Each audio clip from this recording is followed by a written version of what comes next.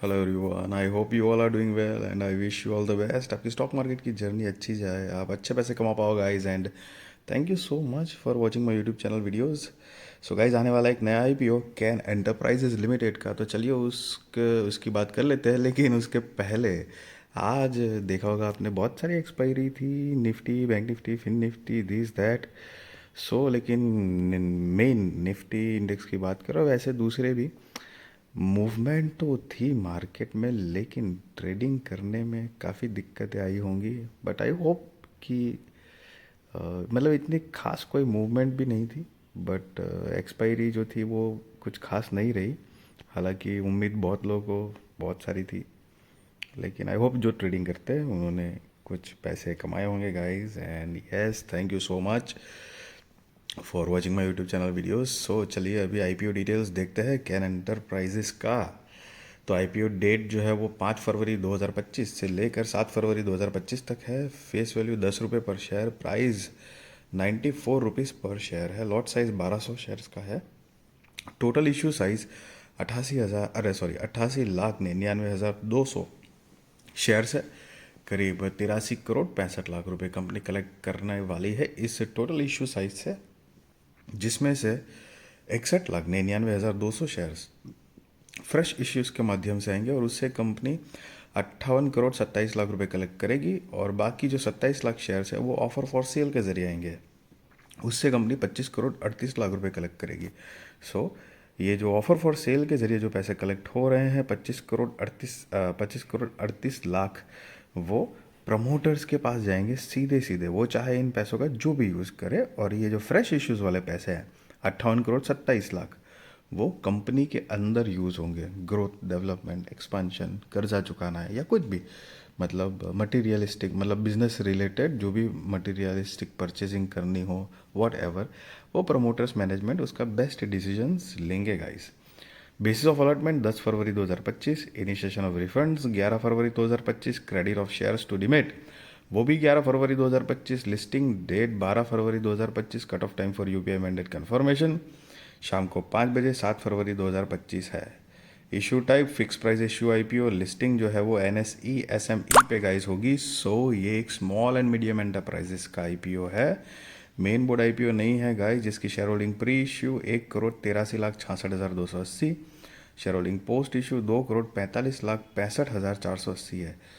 ये जो share holding post issue का फिगर है उसमें से शेयर होल्डिंग प्री इशू का फिगर अगर माइनस करोगे तो आपको फ्रेश इश्यूज के जो नंबर ऑफ शेयर्स है वो मिल जाएंगे गाइस।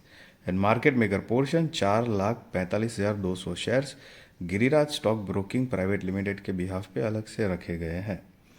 रिटेल कैटेगरी में मिनिमम हो या मैक्सिमम एक ही लॉट के लिए अप्लाई करना है। 1200 शेयर्स आएंगे, 1,12,800 रुपये गाइस आपको देने होंगे। HNI में मिनिमम 2 लॉट के लिए अप्लाई करना है, 2400 शेयर्स आएंगे, 2,25,600 रुपये गाइस आपको देने होंगे। एंड गाइज ये SME स्टॉक है तो याद रहे कि इसमें लिस्टिंग के बाद जो है ये लॉट साइज चेंज होने के चांसेस होते हैं, ज़रूरी नहीं है अगेन, बट यस चांसेस होते हैं। सेकंड की सिर्फ लॉट में डील होगी जब तक कि आप, मतलब जब तक ये स्टॉक मेन बोर्ड में शिफ्ट नहीं कर दिया जाता तब तक। और यस बड़ी अमाउंट लगती है 1 लाख से ऊपर की, तो उस चीज़ का ध्यान रहे, बिकॉज कई बार आपने सुना होगा कि SME स्टॉक रिस्की होते हैं। सो गाइस, अब कंपनी के प्रमोटर्स देखें तो मिस्टर निकुंज हरिप्रसाद बगदियाद, मिसेस बीना हरिप्रसाद बगदिया, जो कि कंपनी के प्रमोटर्स हैं। इनकी शेयर होल्डिंग प्री इशू 81.21% है, शेयर होल्डिंग पोस्ट इशू 20% है। कंपनी के बिजनेस की अगर ब्रीफ आइडिया ले, 1998 से इनकॉर्पोरेटेड है। Ken enterprises limited is engaged in the business of textile manufacturing. The company manufactures fabrics for various purposes including apparel, industrial, technical, shirtings and home furnishings.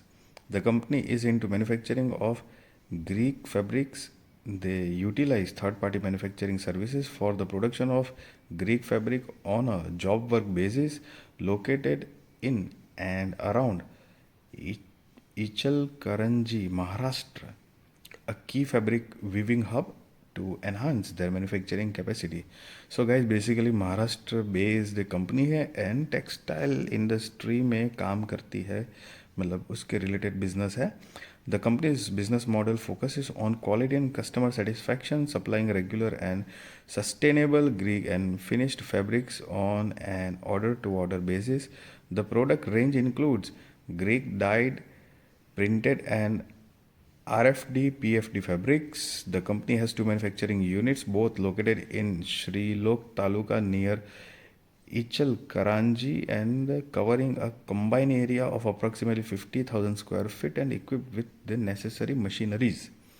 और ये जो कुछ पोर्टफोलियो है जिसके अंदर high value apparels, fabrics, voiles for ladies wear, light canvas fabrics जिसमें for shoe uppers, bags, cargo pants, organic and sustainable fabrics for high end apparel, bed linen तो कि for home textiles, shoe canvases जो कि for shoes है.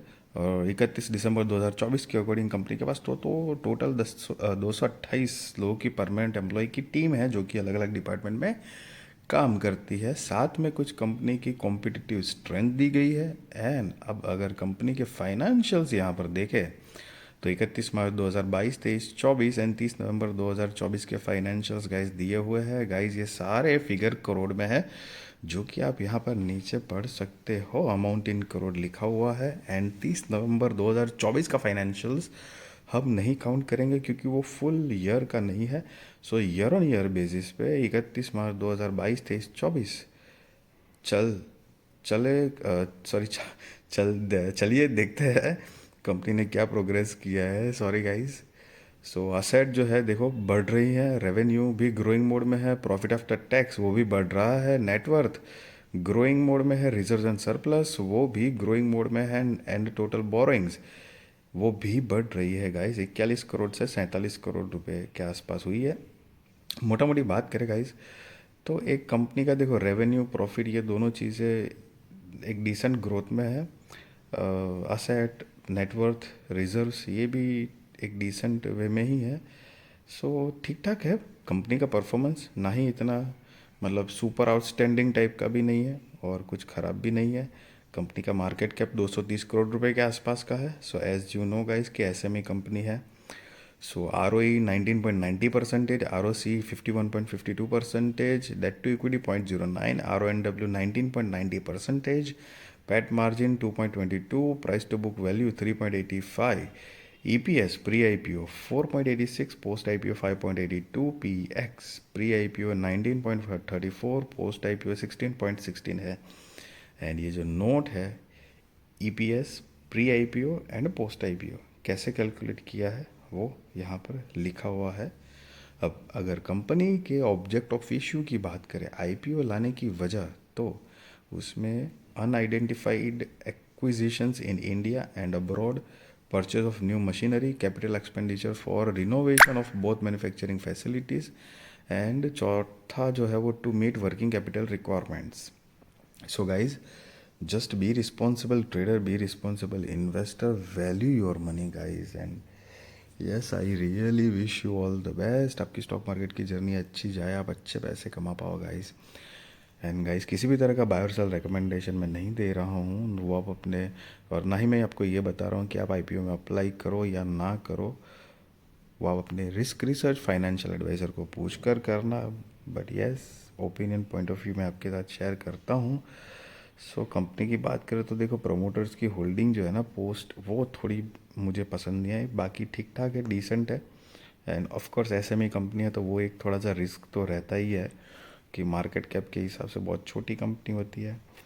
सो छोटी in the sense बस यही point होता है बेसिकली कि इतने कॉम्पिटिटिव मार्केट में सस्टेनेबिलिटी के साथ कंसिस्टेंटली बिजनेस मिलना और वो ग्रोथ करना, मतलब लेट्स से कि भाई एक साल 1 करोड़ का बिजनेस हुआ है, फिर 2 करोड़ का हुआ, 4 करोड़ का है, उस तरह से वो थोड़ा एक एक्सेलरेट करना बिजनेस वो डिफ़िकल्ट हो जाता है.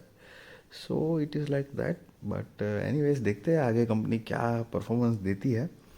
मार्केट का रुझान जो है वो थोड़ा पिछले कुछ दिनों से थोड़ा अप ट्रेंड जैसा तो दिखा. अप ट्रेंड मतलब मार्केट थोड़ा सा एक वापस बेस बना रहा है कि चलो वापस ऊपर तरफ जाते हैं, बट लेट्स सी क्या होता है आगे।